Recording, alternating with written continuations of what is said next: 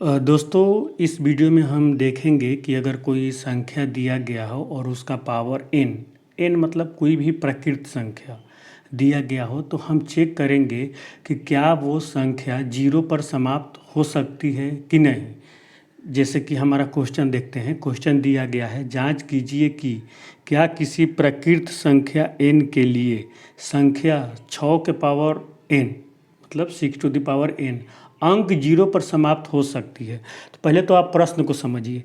जैसे कि 6 के पावर n दिया गया है, लेकिन एक कंडीशन यहाँ पे देखना है कि n क्या है। n एक प्रकृत संख्या है।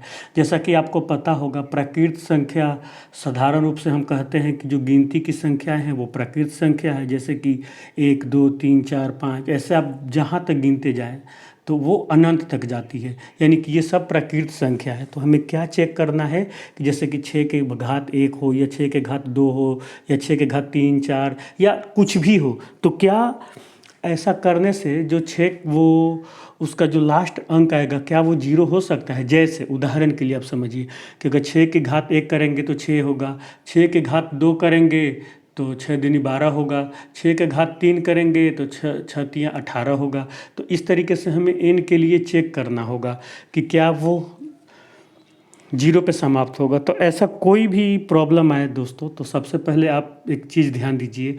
अगर कोई भी संख्या का लास्ट में जीरो है, यानी कि वो संख्या 10 से कट जाएगा। जैसे उदाहरण के लिए समझिए 10 20 30 40 50 60 70 80 90 100 110 120 या एंड सो ऑन, मतलब कोई भी संख्या हो। तो आप देखेंगे कि जिस संख्या के अंत में जीरो होता है वो संख्या 10 से कट जाता है।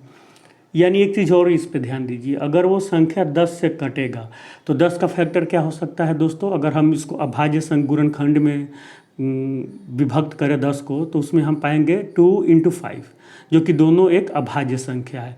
तो वो जो संख्या 10 से डिवाइड होगा, अर्थात वो संख्या 2 से भी डिवाइड होगा और 5 से भी डिवाइड होगा। तो हम इसी कंडीशन पे चेक कर लेंगे दोस्तों कि ये जीरो पे समाप्त होगा कि नहीं।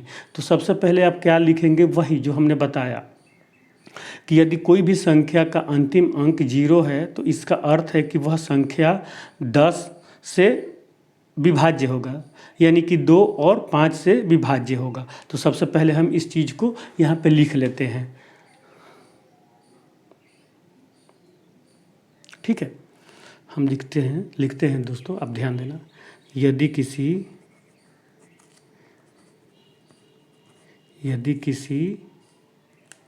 संख्या का आप लिख लो, यदि किसी संख्या का अंतिम अंक शून्य है,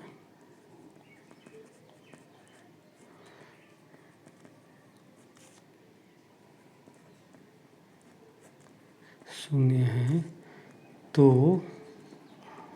वह संख्या 10 से विभाज्य होगी।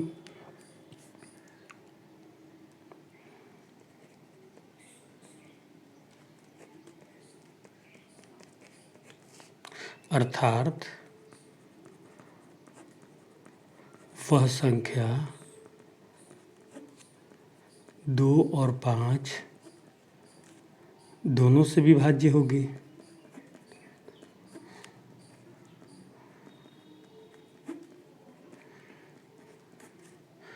क्योंकि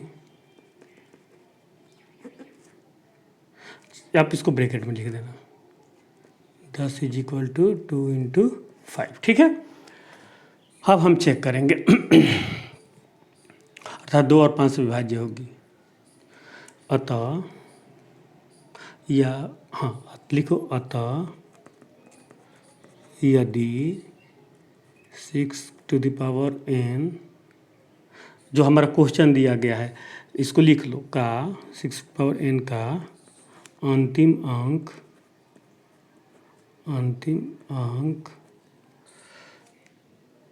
शून्य है, ठीक है। तो क्या होगा, तो 6 टू द पावर n के अभाज्य गुणनखंड अभाज्य संख्या 5 भी शामिल होगा। इसको ऐसे भी लिख सकते हो, अतः यदि 6 टू द पावर n का अंतिम अंक शून्य है तो क्या होगा, 6 की पावर n के अभाज्य गुणनखंड, 6 की पावर n के अभाज्य गुणनखंड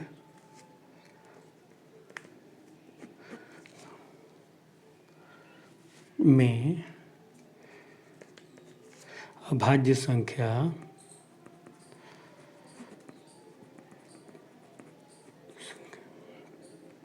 पाँच शामिल होगा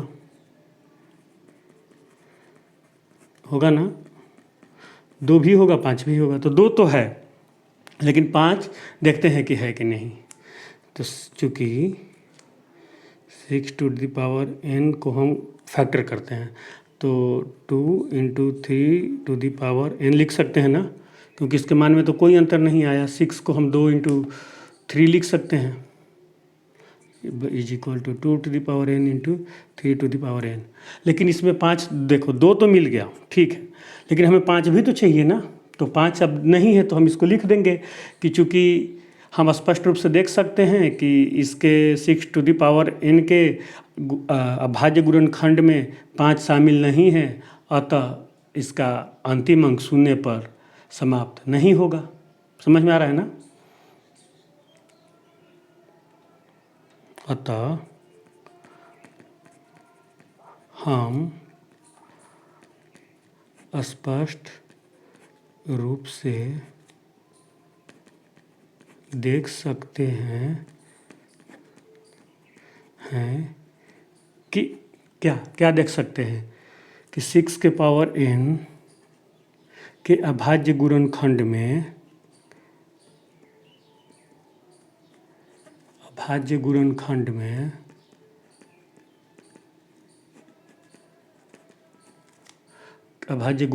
में 5 मौजूद नहीं है।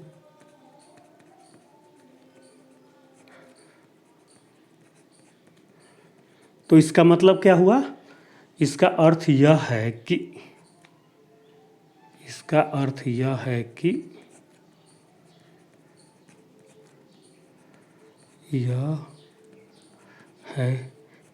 अर्थ है? 6 की पावर n 5 से विभाज्य नहीं होगा,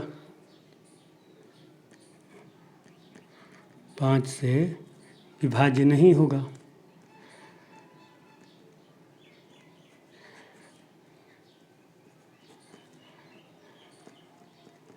समझ में आ रहा है ना? 5 से विभाज्य नहीं होगा, ठीक है।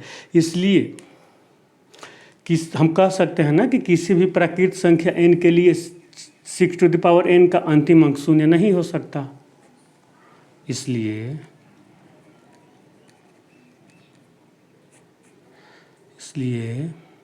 किसी भी प्राकृत संख्या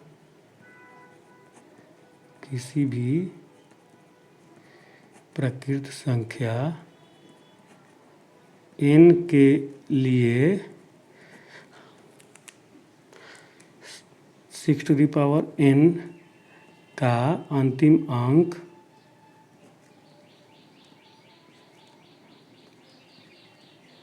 शून्य नहीं हो सकता।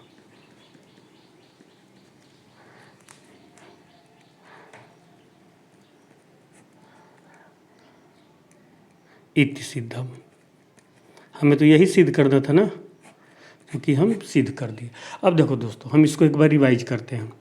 हमारा क्वेश्चन ये दिया गया है कि कोई भी प्राकृत संख्या n के लिए कोई भी नेचुरल नंबर, जैसे कि 6 हो, 5 हो, 3 हो, 2 हो, या जो भी हो, एंड सो ऑन, कोई भी हो, उसका घात n क्या 0 पे समाप्त हो सकता है? तो इसको हम लोग, सबसे अच्छा तरीका होता है चेक करने का कि जैसा आपको पता होगा, कोई भी संख्या का अगर अंतिम अंक शून्य है तो वो संख्या 10 से ज़रूर कटेगा। तो जब 10 से कटेगा तो वो संख्या 2 और 5 से भी कटेगा। क्यों? क्योंकि 2 और 5 10 का एक अभाज्य गुणनखंड है। तो हम इसको अब चेक करते हैं कि 6 टू द पावर n, जब हम इसका फैक्टर करेंगे तो इसको हम देख सकते हैं कि 2 × 3 टू द पावर n आ रहा है, तो इसको हम ऐसा कर सकते हैं कि 2 to the power n into 3 to the power n। अब हम इसमें देखते हैं कि क्या इसमें 5 है, इसमें 2 तो है लेकिन 5 नहीं है, तो हम ये कह सकते हैं कि ये संख्या 5 से नहीं कटेगा, यानी कि ये संख्या 10 से भी नहीं कटेगा, यानी इसके अंतिम अंक शून्य हो ही नहीं सकता। तो यही तो हमें प्रूफ करना था। तो आशा करते हैं कि ये चीज़ आपको समझ में आई होगी, और ऐसे ही आप किसी भी संख्या के लिए आप निकाल सकते हैं। तो ये बहुत इंपॉर्टेंट क्वेश्चन है दोस्तों, आप इसको ध्यान से देखना, ताकि आप किसी भी संख्या के घात n, जो कि n एक प्राकृत संख्या है, 0 पे समाप्त होगी कि नहीं होगी, आप चेक कर सकते हैं। और इसको आप ऐसे ही हल करेंगे तो आपको पूरा नंबर मिलेगा। ठीक है दोस्तों, ओके, मिलते हैं अगले वीडियो में, तब तक के लिए धन्यवाद।